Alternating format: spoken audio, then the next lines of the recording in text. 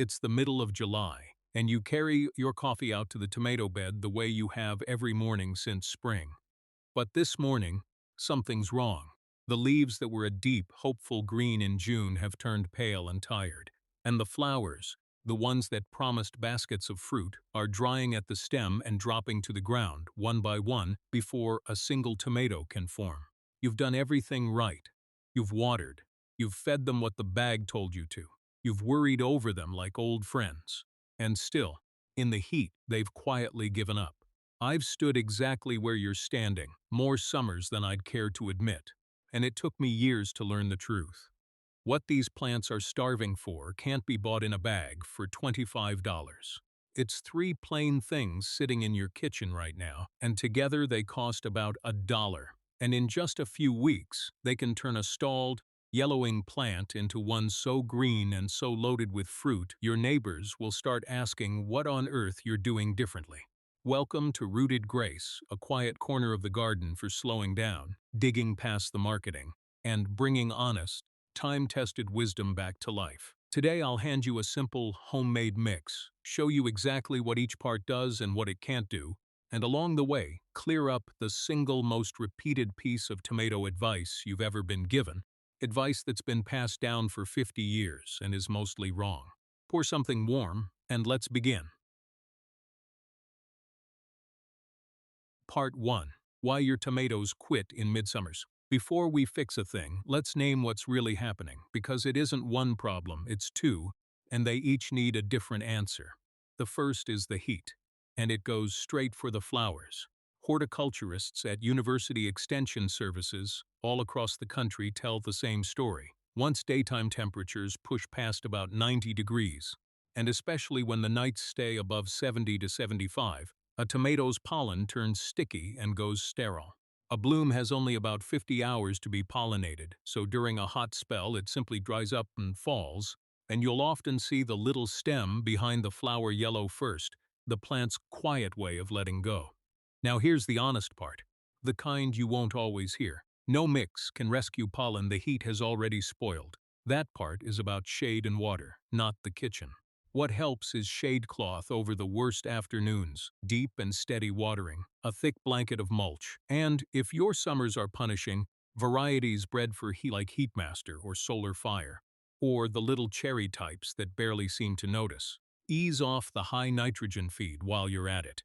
And take heart, because most plants bounce right back and set a fresh wave of fruit the moment the weather breaks. The second culprit is the one your kitchen mix was made for, and it's the one almost nobody sees: tired, lifeless soil.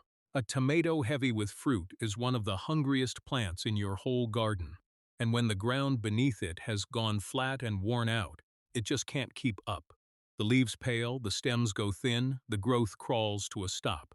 And here's the common mistake that costs people their harvest: treating the wrong problem. Pouring on more fertilizer when the real trouble is the heat.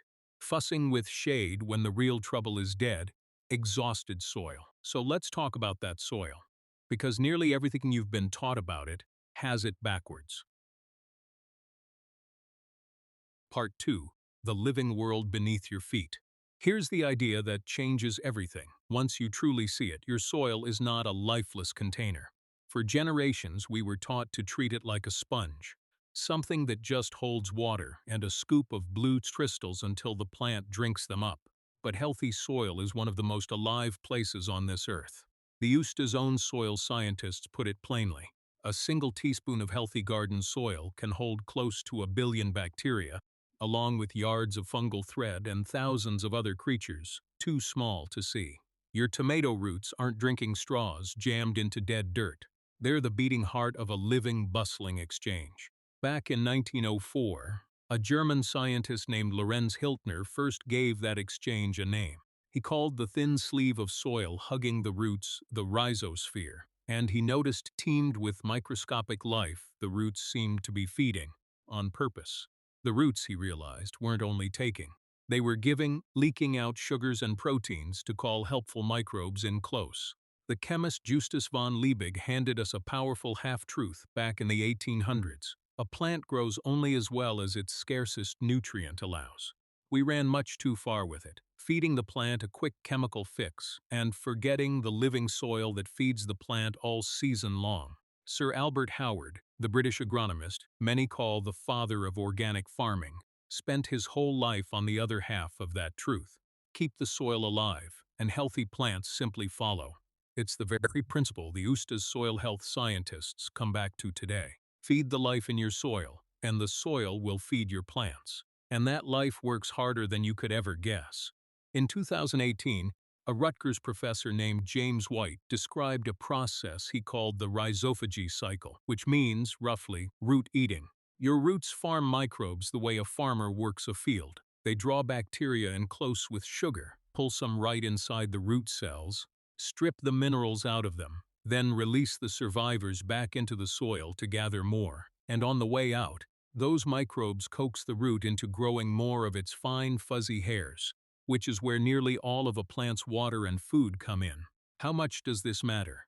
When White's team sterilized seeds to strip every last microbe away, the seedlings came up stunted, with almost no root hairs, and only recovered once their microbes were handed back. And bacteria aren't even the only partners down there. Most tomatoes also strike a bargain with mycorrhizal fungi, threads finer than any root that reach far out for water and phosphorus and trade it back for a little sugar. So the great secret isn't a chemical at all. It's learning to feed this hidden workforce, the billions of tiny partners already waiting in your soil. And the food they're hungriest for is sitting in your kitchen. Let me show you. Part 3. The dollar mix that wakes the soil. The first ingredient is doing the quiet heavy lifting, and you'd walk right past it. A couple of tablespoons of plain, unsulfured molasses or an equal splash of raw honey. To the life in your soil, molasses is a feast. It's rich in easy carbon. The simple sugar microbes can eat the moment it touches the ground, plus a real dose of potassium, magnesium, and iron. Carbon is the very thing soil life is usually starving for, so the moment you add it, the helpful bacteria and fungi multiply in a hurry. It's the same principle serious growers lean on when they brew compost tea. Feed the microbes, and they go to work for you. The common mistake is thinking more is better.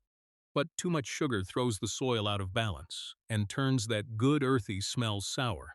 So keep it to a couple of tablespoons. Molasses brings the food.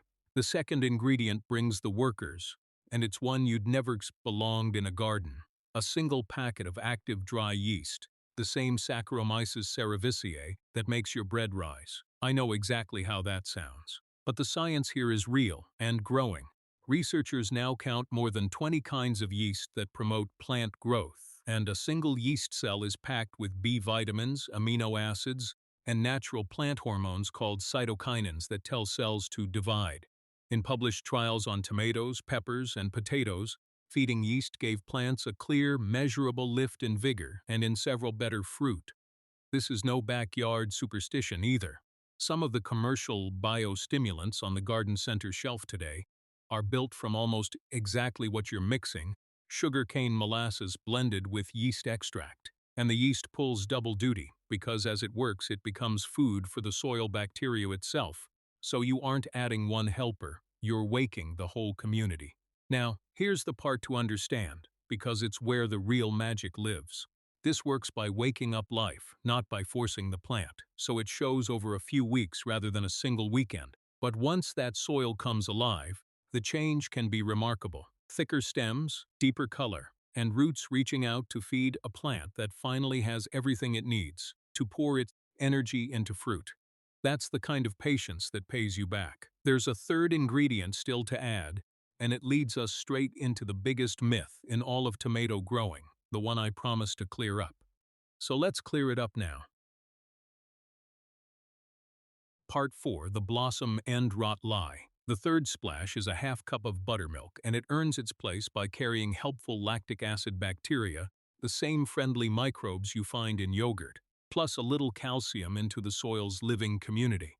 And the moment I say calcium, I know exactly what comes to mind. That heartbreaking sight where the bottom of a beautiful, ripening tomato turns dark, sunken, and leathery, right when you were ready to pick it. That's blossom end rot, and for 50 years gardeners have been told the cure is calcium. Berry eggshells, Crush up antacid tablets, sprinkle Epsom salts. But here is the surprise, and horticulturists at university extension programs, places like the University of Connecticut and the University of California, have been trying to tell us for years. Blossom end rot is almost never caused by a lack of calcium in your soil, I know.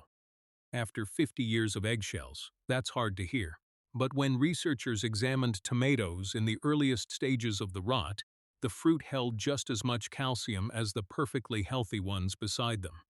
The shortage was never in the ground. The real trouble is that the plant can't move calcium up into the fruit fast enough while that fruit is racing to grow, and the number one reason it can't is uneven watering. When the soil swings from bone dry to soaking and back again, that delivery line breaks down.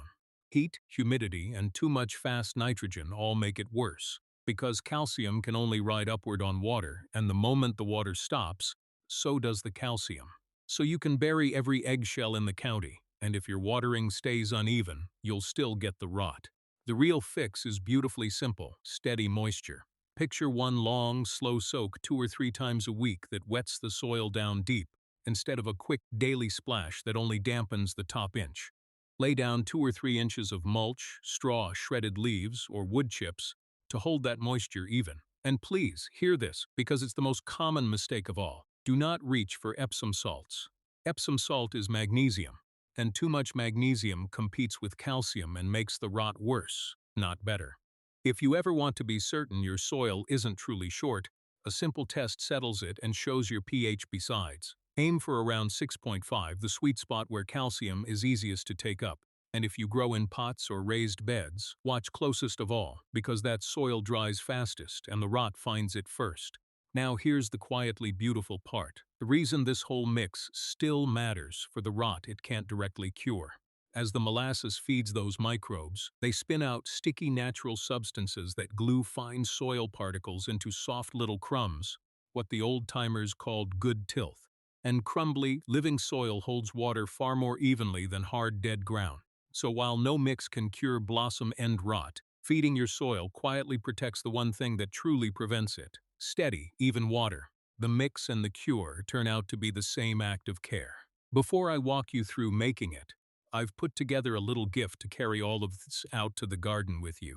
It's a free one-page blueprint, the full recipe, the right water temperature, the timing, and that all-important watering schedule on a single sheet you can print and tape inside your shed. No email, no cost. Just point your phone's camera at the code on the screen. Think of it as a thank you from one gardener to another. Now, let's mix it up. Part 5. How to make it, and use it right before a single ingredient goes in. There's one quiet step that decides whether this whole thing works, and almost nobody does it. Your tap water is treated with chlorine, and very often a tougher cousin called chloramine, both put there to kill microbes in the pipes. The trouble is, they can't tell the difference between germs and the helpful workers you've spent all this time feeding. And here's the catch with chloramine. Unlike the old-fashioned chlorine, it won't simply evaporate if you let a bucket sit out overnight. It stays. The fix is almost free and waiting in your medicine cabinet. Crush a small pinch of plain vitamin C, about 1/4 milligram tablet, into a gallon of water, and the ascorbic acid neutralizes the chlorine and chloramine almost instantly. It's the very method water treatment crews use to strip chlorine out before they send water back to the rivers. Now, the recipe itself, and it could not be simpler. Stir 1 tablespoon of active dry yeast and 2 tablespoons of unsulfured molasses, or the same of honey, into 2 cups of warm water. The temperature matters. Aim for warm to the touch, around 105 to 115 degrees, like a comfortable bath, because too cold and the yeast stays asleep, and hotter than about 120, and you cook it before it ever wakes. Let it sit somewhere warm until it's foamy and smells like fresh bread, usually 10 to 20 minutes. And if you've got the time, let it work an hour or two longer so the yeast multiplies further. Just use it the same day, while it's lively. If you forget it and let it ferment for many hours sealed up, it turns sour and alcoholic, and that's no longer something you want near tender roots. Once it's foaming, pour it into a full gallon of dechlorinated water, and add your half cup to a cup of buttermilk. If you like, Stir in a teaspoon of garlic powder too, an old gardener's touch with real sense behind it. Garlic's natural sulfur compounds carry a gentle antifungal effect, the same ones researchers have tested against soil-borne troublemakers like Fusarium and Rhizoctonia. Give it a gentle stir, and your dollar's worth of soil food is ready. The common mistake here is the easiest to make: boiling water that kills the yeast, or straight tap water that kills everything else. Now, how you use it matters just as much, and the golden rule is this: it's a soil drench, not a leaf spray. Everything we've talked about happens down at the roots, so that's exactly where this belongs. Before you pour, pull any weeds at the base and lightly scratch up the top inch of soil, keeping it shallow since tomato roots run close to the surface, so the mix soaks straight down instead of pooling on top. Then pour about 1 to 1.5 cups around the base of each mature plant, onto soil that's already a little damp, in the early morning or the cool of evening, never the blazing midday sun. Once every couple of weeks is plenty through steady growth, and you can tighten it to about every 10 days once the plant is flowering hard and its appetite peaks. Don't overdo it, and never use it on tiny seedlings. This is food for established fruiting plants. Steady and gentle wins here, every single time. And that leaves just one honest question: what should you expect to see? Part 6. What to expect, and the lesson the garden teaches now for the part you've been waiting for. What this does to your plants. Give it a few weeks, and you'll watch a tired tomato come roaring back to life. The leaves darken to a deep glossy green, the stems thicken, and the blossoms, instead of yellowing and dropping, begin to hold and set in cluster after cluster, until the vines grow heavy enough to bend their stakes. It doesn't all happen in a single weekend, because you're growing living soil rather than forcing the plant with chemicals, so watch your plants, not your calendar. That first week or two, the real work is happening underground where your eyes can't follow, so don't lose heart. By the third and fourth week, the signs come on strong: green flooding back into tired leaves, firm new growth, and fruit setting like the plant has finally remembered what it was made for. To make sure you get that result, there's just one thing to keep an eye on, because this mix feeds the soil, but it can't out-argue the weather. If the change is slow, check the simple things before you reach for more. Is the soil staying evenly moist? And is the plant getting through a heat wave or sitting in deep shade? 9 times out of 10, steady water and a little sun are all that stand between you and a vine full of tomatoes, and underneath all of it runs a slower gift. Those microbes keep building structure, turning hard ground into the soft, crumbly soil that drains and holds water at once, an improvement that compounds season after season, long after any quick fix has washed away. One last gift, for the leaves this time, since our mix is for the roots. If powdery mildew dusts that white film across your foliage, there's a separate old remedy worth knowing.